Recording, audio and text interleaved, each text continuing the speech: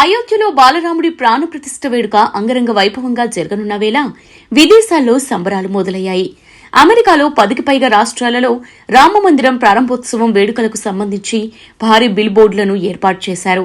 దాదాపు 40కి పైగా ఈ బిల్ బోర్డులను ఏర్పాటు చేసినట్టు విహెచ్పి అమెరికా ప్రధాన కార్యదర్శి అమితాబ్ విడబ్ల్యూ మిత్తల్ తెలిపారు.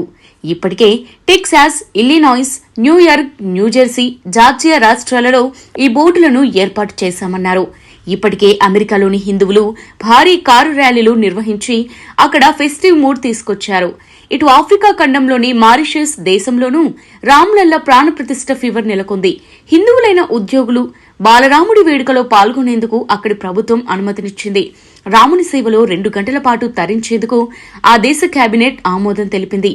గత 10 రోజుల నుంచి మారిషస్ లో ప్రత్యేక కార్యక్రమాలు నిర్వహిస్తున్నట్లు మారిషస్ సనాతన ధర్మ టెంపుల్స్ ఫెడరేషన్ అధ్యక్షుడు షూర్బిన్ బోజ్రాజ్ తెలిపారు. మారిషస్ వీధుల్లో ర్యాలీలు, చారిత్రక ముఖ్యమైన భవనాలను విద్యుత్ దీపాలతో అలంకరించడంతో పాటు ముఖ్యమైన కూడలలో ఎల్సీడీ స్క్రీన్లు ఏర్పాటు చేశారు.